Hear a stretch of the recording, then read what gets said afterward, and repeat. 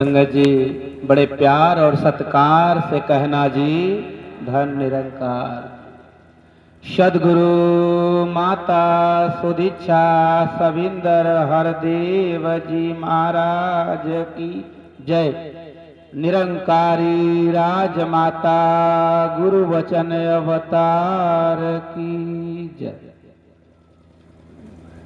और सत्संगत जी सदगुरु की असीम कृपा जो आप सभी महापुरुषों का साकार रूप में दर्शन करने का सौभाग्य प्राप्त हो रहा और माइक की आवाज इस ग्राम सभा नंदलाल छपरा में जहां तक जा रही है, चाहे किसी भी धर्म के किसी भी संप्रदाय के मानने वाले हो, दास उनके चरणों की वंदना करता है, नमन करता है। और सत्संग जी अभी तक सभी महापुरुष मिलजुल कर एक सच्चिदानंद निराकार परमात्मा का जसोगान गुणगान कर रहे थे। माध्यम चाहे उनका सुंदर विचार का रहा हो, गीत का रहा हो, भजन का रहा हो, सब यही एक सुंदर संदेश दे रहे कि मैंने आज के समय के रहबर, समय के मसीहा सदगुरु माता सुदीक्षा सविंदर हरदेव की कृपा से मैंने परमात्मा को जाना है, मैंने परमात्मा को देखा है। और सत्संग जी लोगों को ये मन में भ्रम कहीं न कहीं रहता है, मैं तो भगवान की इतनी पूजा करता हूं लेकिन मैं भगवान को नहीं देखा, मैं तो चारों धाम करता हूं मैंने भगवान को नहीं देखा, मैं तो भगवान शिव का रातों दिन मंत्र उच्चारण करता हूं मैंने भगवान को नहीं देखा। लेकिन एक निरंकारी महात्मा, एक छोटा सा बच्चा जो जींस पैंट पहने हुआ है, पैंट शर्ट पहने हुआ, हाथ में मोबाइल लेके कह रहा है कि मैंने भगवान देखा है। ये बात हजम नहीं हो रही, मन के कोने में टटोलता है, इनमें क्या है जो हमारे अंदर नहीं, मैं परमात्मा नहीं जानता। और संसार के माता पिता संत निरंकारी मिशन कोई नया धर्म नहीं, कोई नया संप्रदाय नहीं, एक आध्यात्मिक विचारधारा है जो हमारी जाति नहीं बदलता, हमारा मजहब नहीं बदलता, हमारा खान पान नहीं बदलता, यह सिर्फ हमारी सोच बदलता है। और एक निर्गुण निराकार जो परमात्मा का वर्णन 4 वेद 18 पुराण 6 शास्त्र कह रहे, उस परमात्मा से हमें जोड़ने का काम करता है। और ये जो परमात्मा आज निरंकारी मिशन में बताया जा रहा, इसी परमात्मा का वर्णन हमारे वेदों पुराणों ने किया। जिनके मन में भ्रम है कि निरंकार कहाँ लिखा हुआ है, बाल कांड के शुरुआत में ही लिखा है कि एक अनिह अरूप अनामा अज सच्चिदानंद परधामा व्यापक विश्व रूप भगवाना तेहि धर देह चरित कृत नाना। जो परमात्मा एक है वो सच्चिदानंद है, पूरा ब्रह्मांड इसका रूप है, ये कभी जन्म नहीं लेता है। यही परमात्मा शरीर का रूप बदल के लीला करता है। माता कौशल्या जिन्हें लगता है रामायण लेकर आ जाएं, दास एक एक बात उसमें दिखाएगा। बालकांड आए, माँ कौशल्या मर्यादा पुरुषोत्तम प्रभु श्री रामचंद्र को गोदी में खिला रही। संत शिरोमणि गोस्वामी दास लिख रहे कि निर्गुण ब्रह्म विनोद व्यापक ब्रह्म निरंजन निर्गुण विगत विनोद असोयज भगत प्रेम बस कौशल्या के गोद। निर्गुण मतलब निराकार, जो ने कौन गुण नाई बा, जिसका नाम नहीं, जिसका रूप नहीं है, जो अजन्मा है आज साकार रूप में कौशल्या के गोद में खेल रहा है। क्या होला, खेत में हम धान या गेहूं का जब फसल काट के उसकी जब हम उसको थ्रेसर में जब उसको दाने का काम करते हैं तो होता क्या है, भूसा ज्यादा निकलता है, गेहूं धान कम होता है। इसीलिए रामचरितमानस में इस साकार का वर्णन ज्यादा है, लेकिन निराकार का वर्णन कहीं कहीं बता दिया गया है। जैसे हम पिक्चर देखते हैं ना, पिक्चर शुरू होने से पहले लिख दिया जाता है इस फिल्म के सारे पात्र काल्पनिक है। प्यार से कहना, इसीलिए लिखा गया है कि राम लीला, लीला मतलब का होला नाटक मन झूठ है। कृष्ण लीला, लीला मतलब नाटक है। एक समय था कृष्ण शरीर में आकर लीला किया, लेकिन ये परमात्मा सत्य है। ज्ञान गिरा गोती तयज माया गण गुण पार, सोई सच्चिदानंद घर कर नर चरित उदार। वशिष्ठ जी चारों भाई को समझा रहे, ये परमात्मा ज्ञान इंद्री बारी से परे है, ये निराकार है, यही शरीर के रूप में धारण करके लोगों का उद्धार करता है। यह भ्रम काकभूषणी को हुआ। गरुड़ जी उनका शंका समाधान कर रहे। उत्तरकांड में लिखा है कि सोई सच्चिदानंद घन रामा, अज विज्ञान रूप बल धामा, निर्गुण अधब्र गिरा गोतीता, सब दर्शकयन ओ दय जीता, निर्मम निराकार निर्मोहा, अनित्य निरंजन सुख संदोहा। लोग कहला कहीं निराकार लिखल नाई बा। आए 50 ग्रंथ का सार भगवत गीता, दास का सेवा यहाँ पहली बार लगा है। 50 ग्रंथ का सार भगवत गीता, 1 मिनट लगेगा, दास नाम बताना चाहेगा।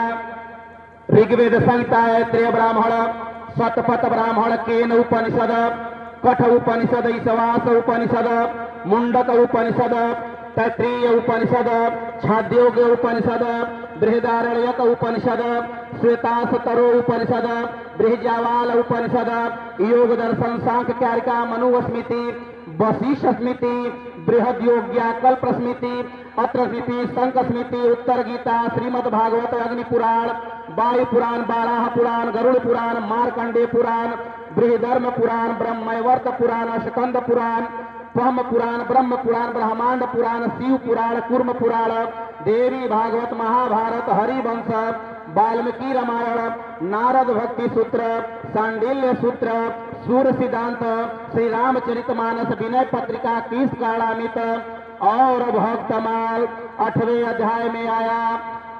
8वें अध्याय में आया, आ ब्रह्मो न लोका पुनरावर्तिनो अर्जुन, मामुपेतु कौन्तेन्य पुनर्जन्म न विद्यते, सहस्र युग पर्यंत महर्यद्र ब्रह्मणो विदुम, रात्रिम युग सहस्रतामा, तेहो राति विदोम जना, अव्यक्ता व्यक्त सर्वा प्रव्यक्त हरागमे, रात्रागमे प्रलीयन्ते, तत्रैवा व्यक्त संगते। हे अर्जुन, इस लोक में जितने भी देवी देवता है, जितने भी लोक को कह लो, यहाँ तक अपने पूजा के बल पे, अपने तप के बल पे अगर ब्रह्मा को भी प्राप्त हो जाता है तो संसार में पुनर्जन्म का चक्कर छूटने वाला नहीं है। प्यार से कहना। अर्जुन कह रहे, प्रभु ब्रह्मा तो सृष्टि के पिता हैं, उनको प्राप्त करने वाले का भी पुनर्जन्म से चक्कर नहीं छूटता। कह रहे हां, क्योंकि सबकी एक निश्चित आयु है। सतयुग, द्वापर, त्रेता, कलयुग 4,32,000 वर्ष कलयुग का आयु, 8,64,000 द्वापर, 12,96,000 त्रेता, 17,28,000 वर्ष सतयुग। ये चारों युगों के समय का जो परिणाम है उसे एक चतुर्युगी कहते हैं, और 1,000 चतुर्युगी का ब्रह्मा का एक दिन होता है। अर्थात चारों युगों के समय के परिणाम से 1,000 गुना अधिक। चारों युगों का परिणाम 4,32,000 वर्ष गुणे 1,000 करेंगे तो 4 अरब 32 करोड़ वर्ष ब्रह्मा का दिन और 4 अरब 32 करोड़ वर्ष ब्रह्मा का रात। एक दिन पूरा होने के बाद प्रलय जब होता है, जितने भी शरीरधारी प्राणी है, आज हम ब्राह्मण क्षत्रिय वैश्य शूद्र 84 लाख योनि में जितने जीव, 30 लाख प्रकार के पशु, 4 पैर से चलने वाले 20 लाख प्रकार के छोटे से बड़े पेड़ पौधे, 10 लाख प्रकार की हवा में उड़ने वाली पंछियां, 11 लाख प्रकार के कीड़े मकोड़े और रेप्टाइल, 9 लाख प्रकार के पानी में रहने वाले जीव और 4 लाख प्रकार मनुष्य की प्रजातियां आज 23 तत्व में दिखती है। 10 इंद्रियां, आंख कान नाक जीभ त्वचा बारी हाथ पैर उपस्थ गुदा, 5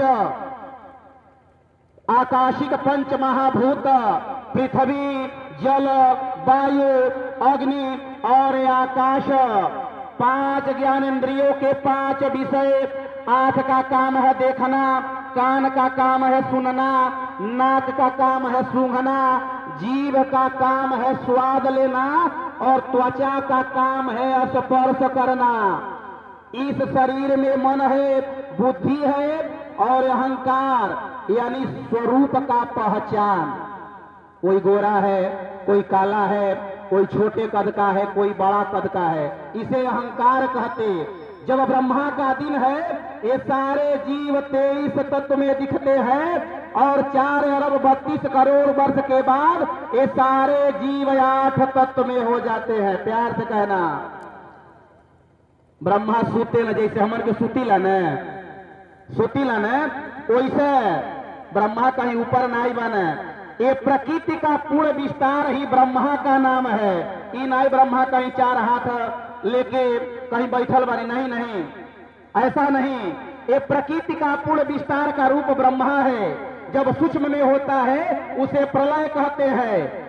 और शासन जी और इतना, और ऐसे ही जब ब्रह्मा फिर सो के उठते हैं, फिर जो भूत को प्राप्त रहता है उसका फिर पुनर्जन्म होता है, जो देवताओं को प्राप्त रहता है उसका भी पुनर्जन्म होता है, जो पितरों को प्राप्त रहता है उनका पुनर्जन्म होता है, लेकिन जो भगवान को प्राप्त रहता है उनका पुनर्जन्म नहीं होता।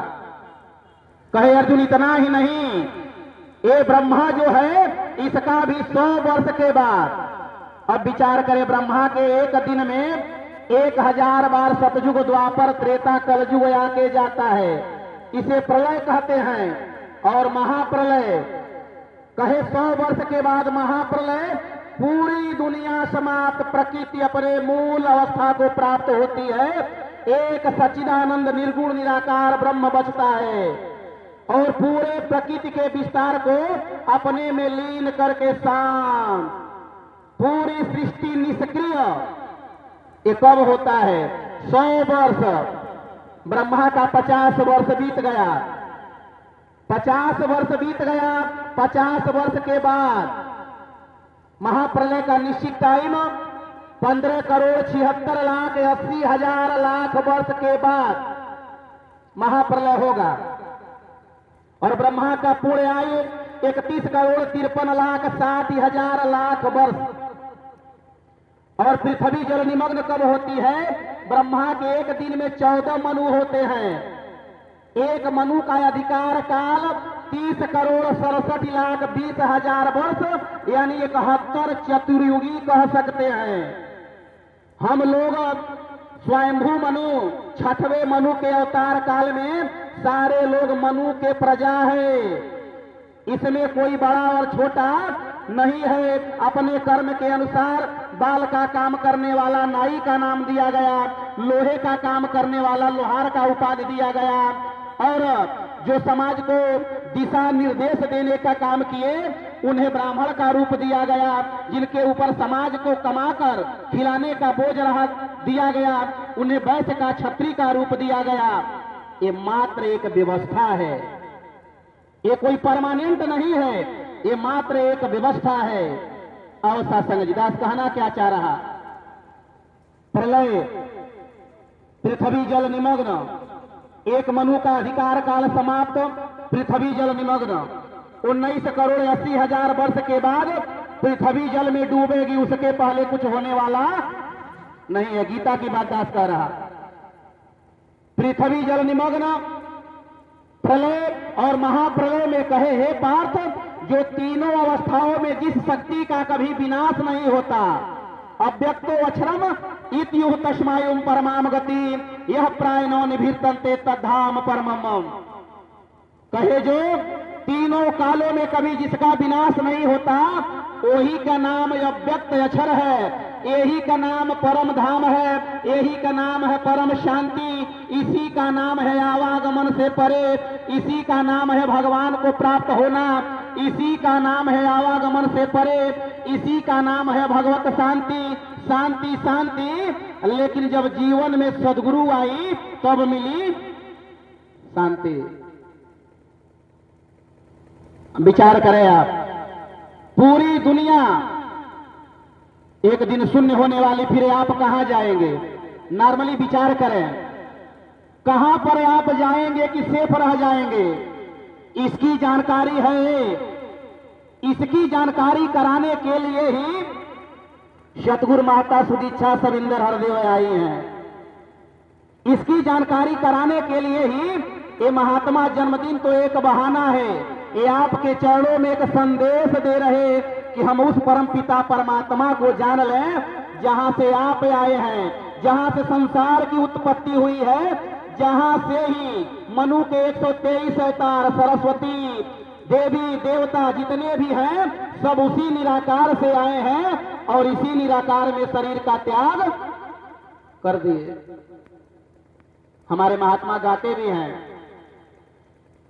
लोग भजन गावेला कि कहवा से जीव आइला, अरे कहवा समा गइल राम, कहवा हो पड़ेला मकाम, कहाँ होली पटा गइल राम।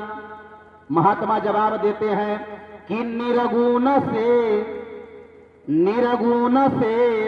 जीव आइल, स्वगुण समा गइल राम, कायागढ़ पड़ेला मकाम, माया में लिपटा गइल राम।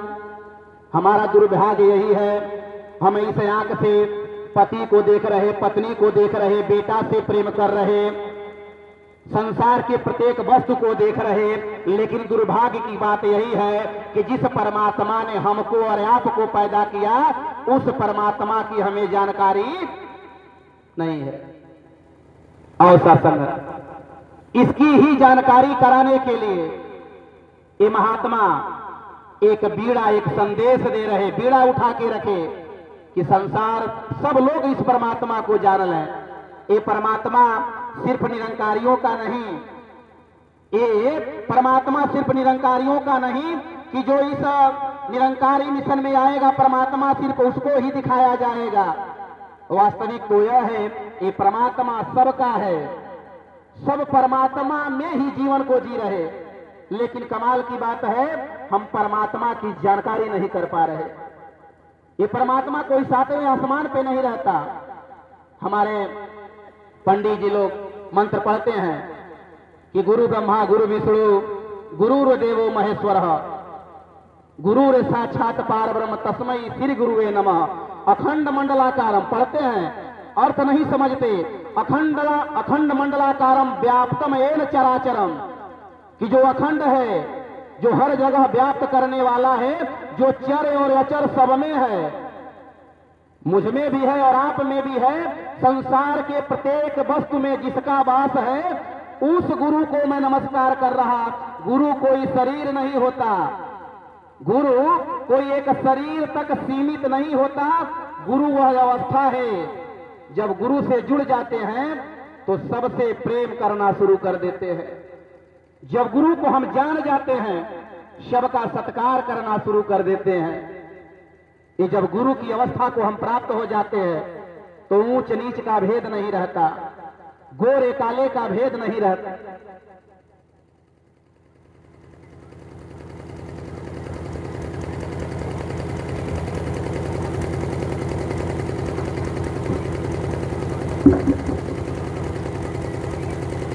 और सत्संग जी, ये जब गुरु के कृपा के पात्र हो जाते हैं तब बात समझ में आ जाती है, एक ही परमात्मा है। हम जिस रूप में पूजा कर ले ये हमारे सोच के ऊपर है, ये हमारी अवस्था है, लेकिन परमात्मा न कभी दो चार हुआ न भविष्य में कभी होगा। ये परमात्मा सदियों से एक है।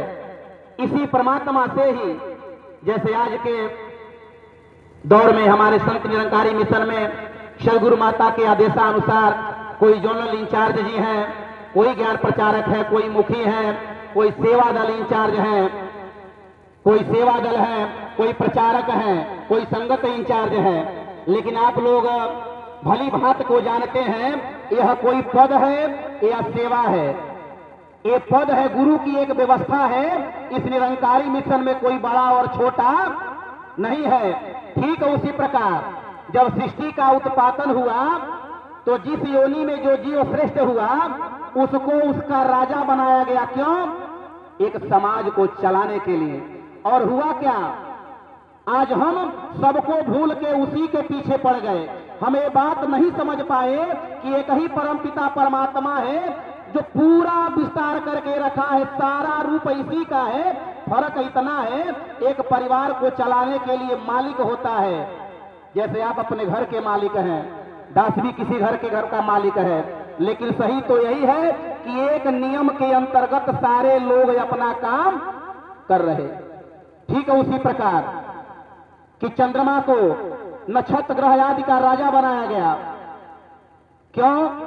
ताकि सृष्टि चलाने के लिए चंद्रमा को नक्षत्र ग्रह आदि का, बृहस्पति को अंगिरसों का, शुक्राचार्य को भागरवों का, विष्णु को आदित्यों का, पावक को वसुओं का, दक्ष को प्रजापतियों का, प्रहलाद को दैत्यों का, इंद्र को मरुतों का, नारायण को शांध्यों का, शंकर को रुद्रों का, वरुण को जलों का, कुबेर को यक्ष और राक्षसों का, शूलपाल को भूत पिचासों का, सागर को नदियों का, चित्ररथ को गंधर्वों का, उच्चैश्रवा को घोड़ों का, सिंह को पशुओं का, साढ़ को चौपायों का, गरुड़ को पक्षियों का, शेष को डसने वालों का, तक्षक को दूसरी जाति के सर्प और नागों का, हिमवान को पर्वतों का, विप्रचित को दानवों का, वैवस्वत को पितरों का, परजन को सागर नदी और मेघों का, कामदेव को अप्सराओं का, संवत्सर को ऋषु और महीनों का, सुधामा को पूर्व का, केतुमान को पश्चिम का,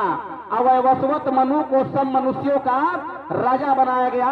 अहमात्मा गुणाकेश सर्वभूताय स स्थित अहमादिच मध्यम च भूतनामंतेव च। ये जितने भी देवता हैं, जितने भी रुद्र के अवतार हैं, सब निराकार से पैदा हुए, निराकार में स्थित थे और निराकार में शरीर का त्याग कर दिए। मात्र एक परम पिता परमात्मा सच्चिदानंद ही सत्य है। इसके अलावा जितने भी हैं सब टेम्परेरी है। ये परमात्मा कभी राम के रूप में आया, यही परमात्मा कभी विष्णु के रूप में आया, यही परमात्मा कभी दुर्गा के रूप में आया, और यही परमात्मा एक दिन था कि सरस्वती के रूप में आया। ये परमात्मा कभी बूटा सिंह के रूप में, कभी बाबा अवतार सिंह के रूप में, कभी बाबा गुरुबचन सिंह के रूप में, आज सुदीक्षा सविंदर हरदेव के रूप में। यही परमात्मा ही मां बन के एक बच्चे को पालता है। यही परमात्मा नारी बन के कबीर, रहीम, तुलसीदास अनेकों महापुरुषों को नारी के रूप में अपने कोख में करके प्रकट किया। यही परमात्मा ही सब कुछ यही है। राम भी यही है, रावण भी यही है, दूसरा कुछ नहीं। एक टीवी सीरियल की तरह हमें क्या लगता है, हम पिक्चर देखते हैं, जैसे शोले पिक्चर देखें, हमें लगता है कि गब्बर और ठाकुर में दुश्मनी है। नहीं महाराज, पिक्चर में यही दिखाया गया है। हमें लगता है कि गब्बर और ठाकुर में दुश्मनी है, एक दूसरे के दुश्मन है, लेकिन सच्चाई यह नहीं है। सिर्फ हमें पिक्चर में दिखाया जाता है। सही तो यह है कि ठाकुर और गब्बर एक नंबर के बेस्ट फ्रेंड हैं। प्यार से कहना, वैसे ये परमात्मा खाली लीला करता है। रावण भी यही है, राम भी यही है। अब हमारे सोच के ऊपर है हम क्या बनना चाहते हैं। सारा खेल इसी का है। आओ सासंग जी, इसीलिए हम भ्रमजाल में न पड़ते हुए एक परमात्मा से जुड़ जाएं, क्योंकि जब एक परमात्मा से जुड़ जाते हैं ये नाना प्रकार की जितने भी भ्रमजाल है अपने आप भाग जाती हैं। फिर हमारे अंदर कचरा का भी किसी प्रकार का नहीं रहता। हम जाति से ऊपर उठ जाते हैं, मजहब से ऊपर उठ जाते हैं, मंदिर मस्जिद से ऊपर उठ जाते हैं, क्योंकि हम जानते हैं ये परमात्मा किसी मंदिर तक ही सीमित नहीं है। हमें जान जाते हैं गुरु के कृपा से ये परमात्मा सिर्फ मस्जिद तक सीमित नहीं है। और सासंग जी और दास आपके चरणों में विनती करेगा कि हम अपने परिवार में सबका सम्मान करें, सबका कदर करें, किसी का हम अपमान न करें। देखने को मिलता है कि बहन जी को लोग कि लगता है हमारा पत्नी का रिश्ता है तो दबाने का काम। आओ सासंग जी, नारी वह शक्ति है जो पुरुष को पैदा करने का सामर्थ्य रखती है। आओ सासंग जी, इसीलिए सम्मान करें, क्योंकि नारी से ही बाबा हरदेव, सविंदर हरदेव सारे लोग नारी से ही प्रकट हुए। नारी का सम्मान करें, नारी कोई दबाने का काम नहीं करना है, इस बराबर का अधिकार है। और इसका प्रमाण हमें सतगुरु माता सुदीक्षा सविंदर हरदेव दे रही। इसीलिए महिला संगत का आयोजन हो रहा। आप देखते हैं आज बच्चियां भी पढ़ लिख के इतनी उच्च डिग्री को प्राप्त कर रही। तो हम अगर किसी भी बहन जी को दबाने का प्रयास न करें, पत्नी है उनका तबीयत खराब है तो उनके घर के काम में हाथ बटाएं। और बहन जी का भी काम बनता है कि बाबा जी कह दिए कि पुरुष और नारी एक समान है। ऐसे ही एक बहन जी विचार सुन के गई कहीं कि बाबा जी ने कहा कि नारी और पुरुष एक समान है, इसीलिए ठंडी का टाइम है, बर्तन धोने में मुझे दिक्कत हो रहा, इसलिए एक टाइम आप बर्तन धोएंगे, एक टाइम मैं धोऊंगी। प्यार से कहना नहीं। अगर ऐसा हो जाए, अगर पत्नी का तबीयत खराब है तो धोने में कोई बुराई नहीं है, क्योंकि आपके फेसबुक के व्हाट्सएप पे 5000 फ्रेंड हो। एक आदमी था वो ख्याली दुनिया में इतना उलझ गया कि फेसबुक पे बात करने के लिए उसके पास टाइम है, व्हाट्सएप पर बात करने के लिए टाइम है, वीडियो बनाने के लिए टाइम है, लेकिन अपने पत्नी और बच्चे से, पिता से बात करने का टाइम नहीं है। एक दिन की बात, उस आदमी का तबीयत खराब, उसको खून की जरूरत पड़ गई। अपने सारे दोस्तों को मैसेज करने लगा कि भाई मुझे ब्लड की जरूरत है। मैसेज करता रहा फेसबुक पे, व्हाट्सएप पे, ट्विटर पे, लेकिन किसी भी उनके चाहने वाले का रिप्लाई नहीं आया। आओ सासंग जी, जिस पत्नी के पास उसको बैठने का टाइम नहीं था, जिस माता के पास कभी उसका हाल चाल पूछने का टाइम नहीं था, जिस पिता के पास कभी वह बैठ के बात नहीं करता था, और जब जरूरत खून की पड़ी तो हॉस्पिटल के बाहर जब देखा तो हमारे माता पिता और बच्चे हमारे हॉस्पिटल के बाहर खड़े हैं। डॉक्टर से कहते हैं, डॉक्टर साहब मेरा खून लेके मेरे पति का जान बचा दो। माँ कहती है मेरा खून लेके मेरे बेटे को बचा दो। आओ सासंग जी, अगर बीवी का तबीयत खराब है तो बर्तन धोना भी गलत नहीं है। क्यों? क्योंकि आपके सुख दुख के साथी हैं। जो माता ने हमें पैदा किया उस माता के पास भी बैठ के हाल चाल पूछें, क्योंकि नारी रूप में वह सदगुरु स्वयं है। हमें भ्रम में क्या रहता है कि महात्मा जो बढ़िया बोलते हैं वही सदगुरु है। ये सदगुरु आपके घर में बैठा हुआ, ये पूरा संसार ही इसका परमात्मा का रूप है। यही बेटा है, यही बेटी है, यही माता है, यही पिता है। अंतर इतना है, अगर माँ को माँ समझ के सेवा करेंगे तब बंधन है, पिता को पिता समझ के सेवा करेंगे, पिता अगर अगले जन्म में गधा होंगे तो आपको बच्चे के रूप में जन्म लेना पड़ेगा। माँ को माँ के रूप में सेवा करेंगे, माँ अगर किसी योनि में जाती है तो हमारा उसे संबंध हमेशा होता रहेगा। ये कर्म बंधन है। सदगुरु करता क्या है? माता पिता भाई बंधु सेवा करना है, लेकिन सब में निरंकार को देख के सेवा करना है। यही मोक्ष की अवस्था है।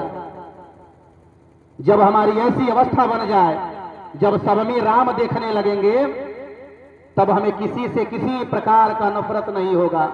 हम कर्म बंधन में नहीं पड़ते। नहीं तो औसा संगत जी, हम कर्म बंधन में नहीं पड़ते। जैसी हमारी मानसिकता होती है ना, देखने का नजरिया, देखते सब हैं, लेकिन देखते क्या है, ये सबके सोच के ऊपर निर्भर करता है। हमें यही जानना है, जिस दिन हमारी मानसिकता गुरु के हिसाब से हो गई, पिता में, माता में, नारी में, इस परमात्मा को देखना शुरू कर दिए ना, हम मुक्ति की तरफ बढ़ना शुरू कर दिए। हमें खाली यही समझ रहे कि संगत में आए महापुरुषों में ही परमात्मा है, तो भ्रम है। ये परमात्मा तो संसार के प्रत्येक वस्तु और कण कण में रहने वाला है। इसीलिए जहां पर रहे इसका एहसास करते रहे। जैसे जैसे इसका एहसास करेंगे, जीवन में हरियाली आती है। हमारा मन गुरु के चरणों में जुड़ा रहता है। जैसे जैसे इसका सिमरन करते हैं, मन में अहंकार नहीं आता है। जैसे जैसे इसके रंग में रंगते जाते हैं, संसार आपके पीछे चलना शुरू कर देता है। जब इस परमात्मा को देख के हम किसी का सेवा करते हैं, तो महात्मा आपको परमात्मा समझ के परमात्मा के रूप में आपको आशीर्वाद देता है। आओ सासंग जी, यही सदगुरु का ज्ञान है।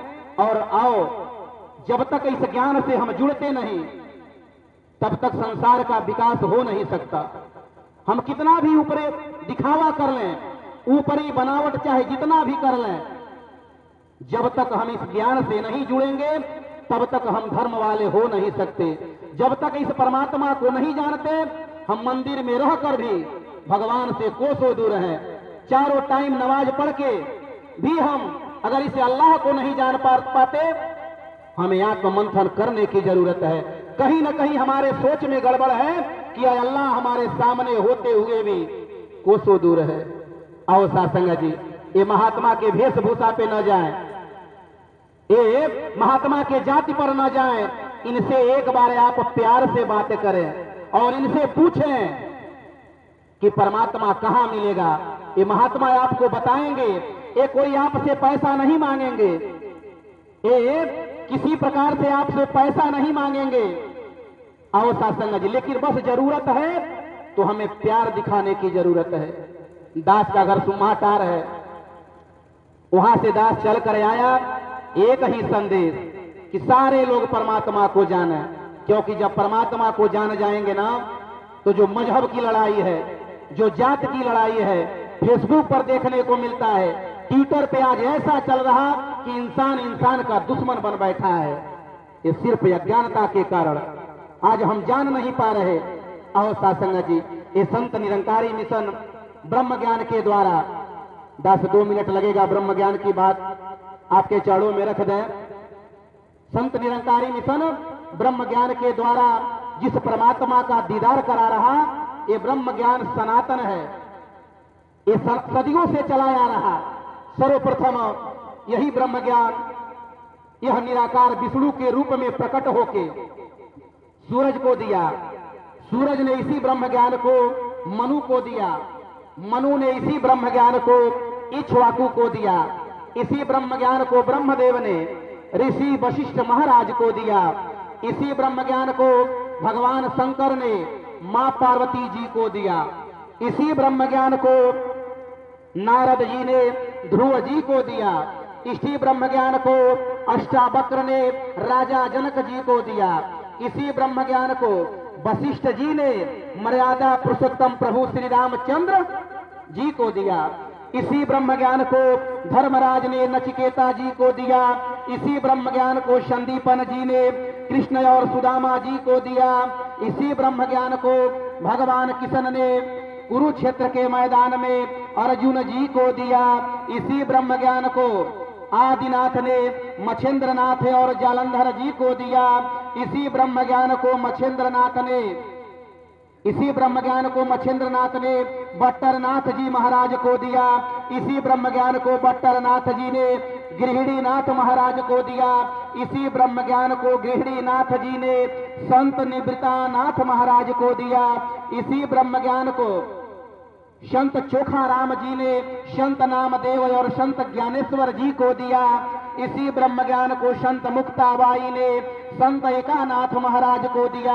इसी ब्रह्म ज्ञान को चैतन्य स्वामी ने महाराष्ट्र के प्रसिद्ध संत तुकाराम जी को दिया। इसी ब्रह्म ज्ञान को संत तुकाराम जी ने संत निधोवा महाराज को दिया। इसी ब्रह्म ज्ञान को संत गुरुदास जी ने छत्रपति शिवाजी महाराज को दिया। इसी ब्रह्म ज्ञान को संत नरहरि दास जी ने तुलसीदास महाराज को दिया। इसी ब्रह्म ज्ञान को बुहन्ना जी ने ईसा मसीह को दिया, जो अपने आप को ईसाई मानते हैं। इसी ब्रह्म ज्ञान को संत रविदास जी ने मीराबाई जी को दिया। इसी ब्रह्म ज्ञान को रामानंद जी ने कबीर जी को दिया। इसी ब्रह्म ज्ञान को रामकृष्ण परमहंस ने स्वामी विवेकानंद महाराज को दिया।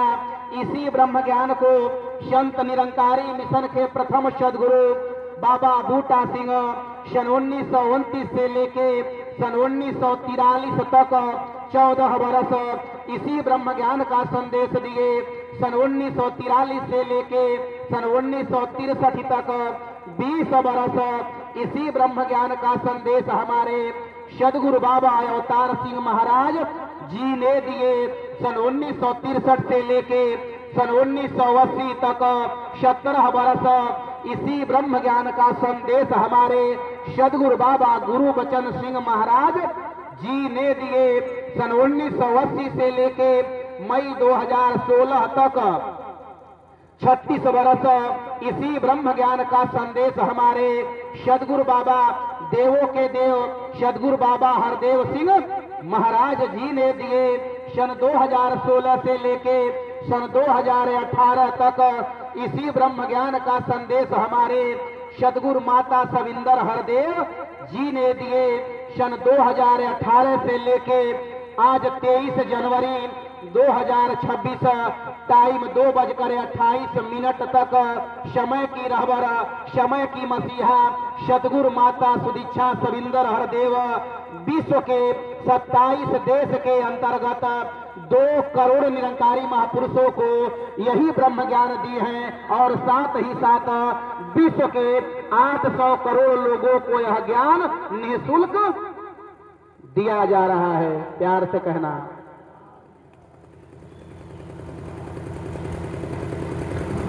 जब जब पतंग उड़ी ज्ञान की हाथ गुरु की डोर रही, कहे अवतार पर अंधी दुनिया व्यर्थ मचाती सोर रही।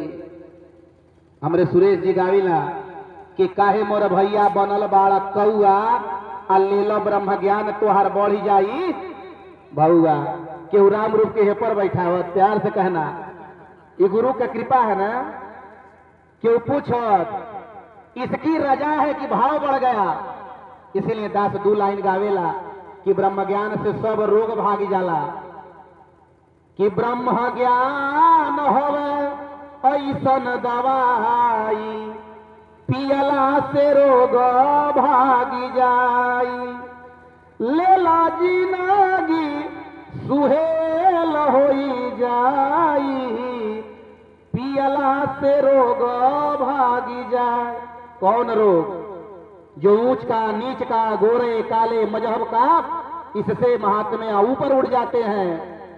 कि ज्ञान मिलल तुलसी कबीरा के ज्ञान मिलल सेवा रोया मीरा के सदगुरु दिहल भेदवा बताई पियला से रोग भागी जाई। और सासंग जी समस्त ग्रामवासियों के चरणों में दास विनती करता है कि एक बार आपने चारों धाम किया मुबारक है करिए। आपने अपने जीवन के अनमोल पल को कहीं न कहीं किसी रूप में बिताया है। एक बार हमारे जुगुल किशोर भैया से मिलके एक बार जाके ज्ञान कक्ष में बैठ के देख लें, अगर बात समझ में आ जाएगी तो जीवन में धारण कर लीजिएगा, अन्यथा आपको कोई किसी प्रकार से दंडित और जुर्माना नहीं लगेगा। आओ साथ संगत जी, और आप आशीर्वाद देना। जो बच्चा शनि, आप उनका आप जी का जन्मदिन है, सदगुरु मां कृपा करना। हमारे जुगुल किशोर जी जैसे एक सच्चे सेवा दल के रूप में इतना अच्छा सेवा करते हैं, सदगुरु मां कृपा करना। वो बच्चा शनि भी आगे चल के आपके चरणों में सेवा दल के रूप में आपका नाम रोशन करते हुए इस मिशन के बुलंदियों पर पहुंचे। सदगुरु मां कृपा करना। और दास को भी आप आशीर्वाद देना कि दास भी सेवा सुमिरन संगत करते हुए जीवन के अंतिम सांस तक आपके चरणों में लगा रहे। और सदगुरु मां कृपा करना, इस ग्राम सभा में कोई किसी प्रकार से अगर तकलीफ में हो तो सदगुरु मां कृपा करना, उनको तन से मन से धन से सुखी कर देना। और दूर दराज से चल के आए सभी महापुरुषों को भी अपने चरणों से लगा के रखना। आपने ज्ञान दिया है तो निभाने का सलीका भी देना। और दास आपके चरणों में विनती करेगा, 6 फरवरी का समागम सुम्हाटार, आप सारे महापुरुष अपना चरण धूलि देने का कृपा करेंगे। तो सर्वे भवन्तु सुखिनः, सर्वे सन्तु निरामयाः, सर्वे भद्राणि पश्यन्ति, मां कश्चित दुख भाग भवेत। सबका भला करो करतार, सबका सब विधि हो कल्याण। बड़े प्यार और सत्कार से कहना जी।